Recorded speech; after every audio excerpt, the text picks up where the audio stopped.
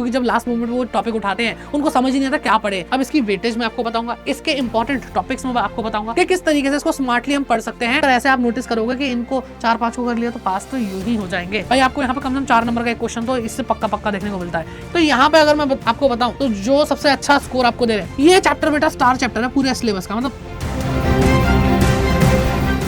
Class 12 business studies एक ऐसा subject जिसको सबसे ज्यादा हल्के में लिया जाता है। क्यों? क्योंकि ये तो एक थियोरेटिकल सब्जेक्ट है जी।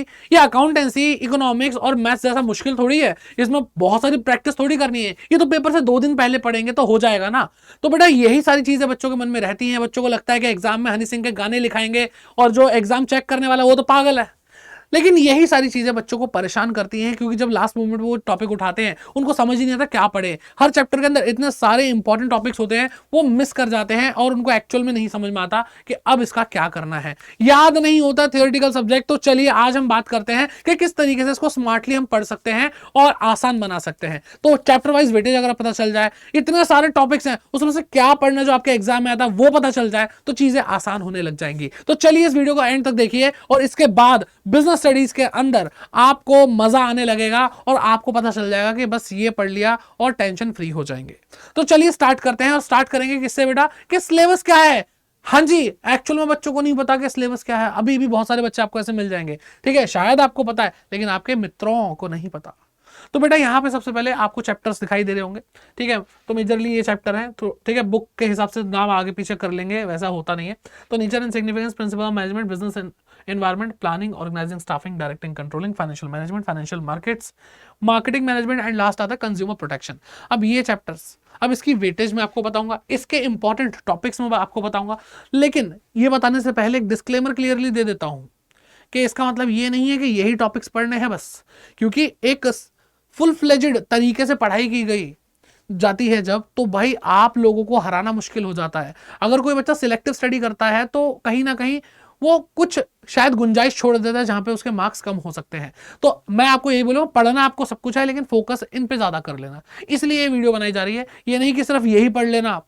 तो ठीक है, आपको बात समझ में आ रही है। तो सबसे पहले हम बात करते हैं बेटा कि इसकी जो वेटेज है वो क्या है। तो बेटा नेचर एंड सिग्निफिकेंस 6 मार्क का आता है।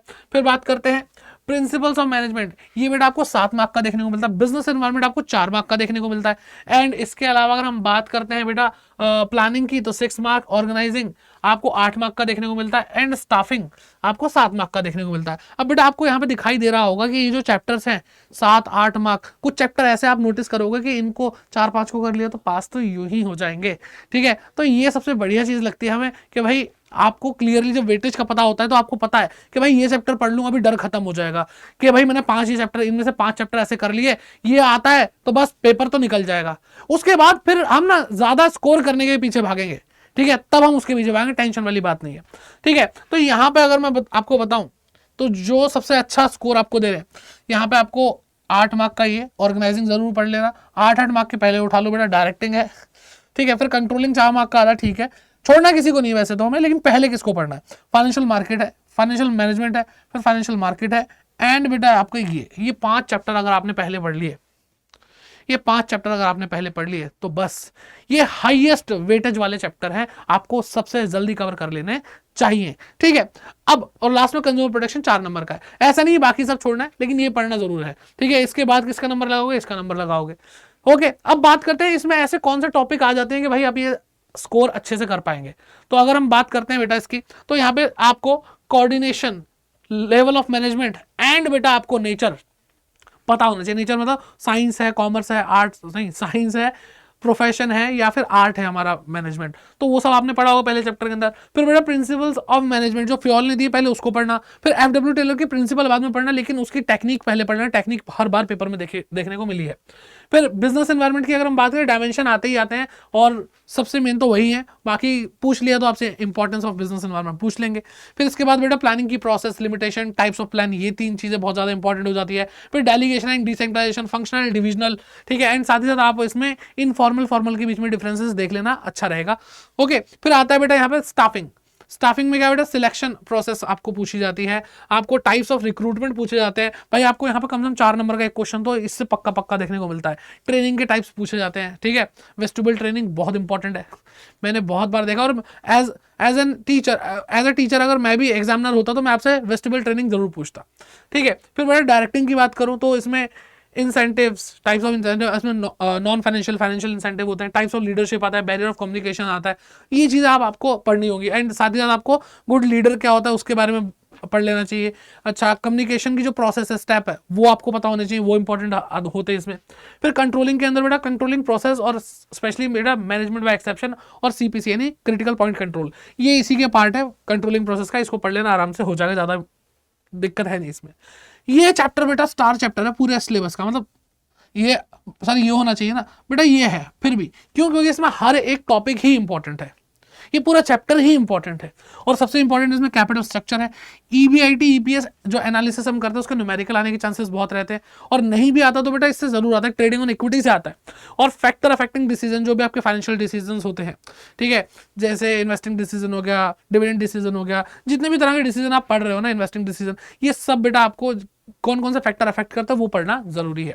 फिर उसके बाद बेटा आप मार्केटिंग नहीं, उसके बाद फाइनेंशियल मार्केट पे आएंगे तो बेटा सेबी सबसे ज्यादा इंपॉर्टेंट है, इसके फंक्शंस क्या है वो आप अच्छे से पढ़ लेना, आते हैं पेपर में। ट्रेडिंग प्रोसीजर और जो डिफरेंसेस जितने भी इस चैप्टर में दिए हैं वो अच्छे से पढ़ लेना। फिर आता है बेटा मार्केटिंग मैनेजमेंट, यहाँ पे टाइप्स ऑफ पैकेजिंग बहुत ज्यादा इंपॉर्टेंट है, और 11 नंबर है बेटा, हल्के में मत लेना। टाइप्स ऑफ पैकेजिंग, फिर functions of marketing and distribution channels बहुत इंपॉर्टेंट है, ठीक है। 0 लेवल 1 लेवल है ना, 1 लेवल 2 लेवल, ये सारी चीजें पढ़ लेना। फिर बेटा कंज्यूमर प्रोटेक्शन की बात करें तो उसके अंदर बेटा rights and responsibility he main चीज है। अब अगर आप इन चीजों पे पहले ध्यान देते हैं, पढ़ना सब कुछ है, नीचे लिख कर जाओ 80 में से 80, 100 में से 100, जो भी तुम मानते हो। वैसे 80 नंबर का आपका पेपर होता है, 20 नंबर का प्रैक्टिकल वाइवा होता है, तो भाई 80 में से 80 लाने हमें, मेन हमारा थियरी है, और ये इस तरह से 80 नंबर आपके बनेंगे, ठीक है। टोटल मत करने बैठ जाना, क्योंकि इसमें ऑप्शनल भी आ जाते हैं, इसलिए उस हिसाब से इसको इंक्लूड किया गया है, बनाया गया है, ठीक है। बाकी पहले ये पढ़ेंगे सब कुछ, क्योंकि अगर वो टॉपिक है तो उससे पूछे जाने के चांसेस हैं, भले ही वो इंपॉर्टेंट नहीं है। कभी मन हुआ कि चलो ये भी पूछ लेते, तो भाई गए ना नंबर, तो पढ़ना सब कुछ है, लेकिन हाँ लास्ट मोमेंट पे ये वीडियो देख रहे हो तो ये पहले पढ़ लेना, ठीक है। चलिए, तो आई होप ये वीडियो अच्छी लगी होगी, और आपको बाकी गाइडेंस चाहिए होगी तो बेटा आप इस टेलीग्राम चैनल पे हमारे साथ जुड़ सकते हैं। और साथ ही साथ ये जो चैनल है ये आपके लिए बेटा बहुत इंपॉर्टेंट है, कॉमर्स अड्डा क्लास 12 चैनल, इसको सब्सक्राइब कर लो। और यहाँ पे आपको अपनी बिजनेस स्टडीज पढ़नी है, आपको अपनी प्रैक्टिस करनी है, सब कुछ आपको यहाँ पे सारी इंपॉर्टेंट वीडियोस मिल रही है। अकाउंटेंसी के लिए बेटा आपको 200 MCQs के यहाँ पे सीरीज इस टाइम चल ही रही है, अकाउंटेंसी के पूरे 1 शॉट्स आपको यहाँ पे मिल रहे हैं, ठीक।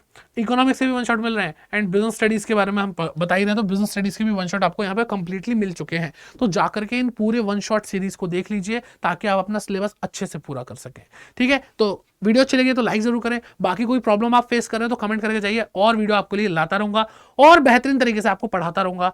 और मिलता हूं आपसे नेक्स्ट वीडियो में, बाय बाय, टेक केयर, जय हिंद।